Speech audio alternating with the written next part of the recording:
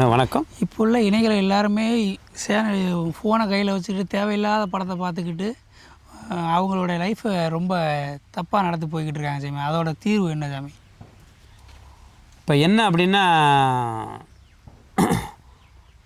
பால் இருக்குது.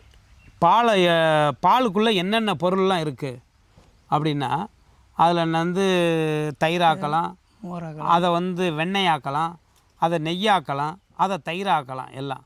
அதுபோல் நம்ம உடம்புக்குள்ளே எல்லாமே ரத்தத்தில் எல்லாம் கலந்துருக்கும். அது தனியாக வெளியில் வராது, தனித்தனியாக போய் பையில் போய் உட்காராது, எந்த பையிலையும் உட்காராது. எல்லாமே விந்து பையெல்லாம் நிறைய அவங்களுக்கு உச்சகட்ட உணர்ச்சி ஏறும்போது தான் அந்த விந்து அவங்களுக்கு உடம்புல அளவுக்கு அதிகமான இரும்பு சத்து எல்லாம் ஏறி உடம்புல ஓவர் உஷ்ணம் உருவானாத்தான் அவங்களுக்கு இல்லற வாழ்க்கை நடத்தணுங்கிற எண்ணம் வரும். அதனால் வருங்கால வாலிபர்களே, உங்கள் அனைவரையும் கையெடுத்து கும்பிட்டு கேட்குறேன், சுய இன்பம் கொள்ளாதங்கள். சுய இன்பம் கொண்டால் ஒரு கட்டடம் கட்டக்கூடிய கம்பியை ஒரு ஸ்டவ்வில் வச்சாச்சுன்னா டயம் ஆக ஆக ஆக ஆக என்ன ஆகும் அப்படின்னா அது தொங்கி போயிடும் அந்த கம்பி. அப்புறம் அதை டெம்பர் படுத்த முடியாது. அதே போல தான் ஆண்களுக்கு அதில் 7000 நரம்பு இருக்குது.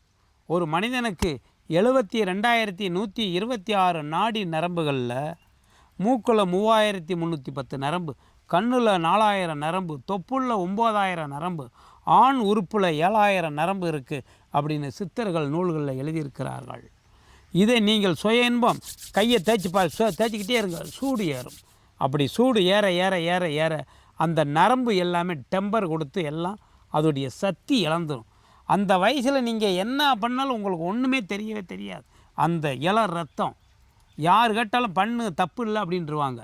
ஆனால் அதற்கு பிறகு 35 வயசுக்கு பிறகு நீங்கள் தன்னுடைய மனைவியை இளமைக்கு தக்கன இன்பம் கொடுக்க முடியாது. காரணம், பெண்களுக்கு 16 மடங்கு உணர்ச்சி, ஆண்களுக்கு 1 மடங்கு தான். ஆண்களுக்கு விந்து வர்ற இடத்துல மட்டும்தான் உணர்ச்சி, பெண்களுக்கு உடம்பு ஃபுல்லாகவே உணர்ச்சி. எல்லா விஷயமுமே பெண்களுக்கு அதிகம். ஆண்களுக்கு அந்த விந்து வர்றதும் யூரின் வர்றதும் ஒரே துவாரம். பெண்களுக்கு யூரின் வர்ற துவாரம் வேறு, விந்து வர்ற துவாரம் வேறு. எல்லாமே அவங்களுக்கு அதிகம். ஆனால் அனைத்துமே நமக்கு கம்மி.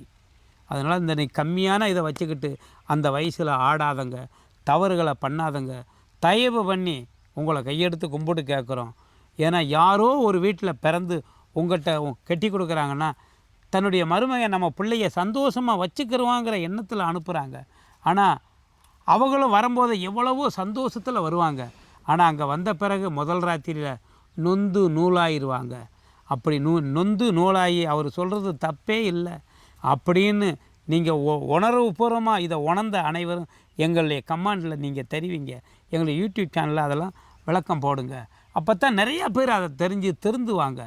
பார்த்துக்கோங்க, ஆண்களுக்கு 37 வயசு ஆயிடுச்சு அப்படின்னா துப்புரா பீஸ் போகும் நிறையா பேருக்கு. சுக்கிலன் உச்சத்தில் இருந்தால் அவனுக்கு ஒன்றும் செய்யாது. பெண்களுக்கு 35 வயசுக்கு பிறகு கர்ப்பப்பையிலிருந்து வெளியில் வரைக்கும் அவங்களுக்கு 6 இடத்துல உணர்ச்சி இருக்குது.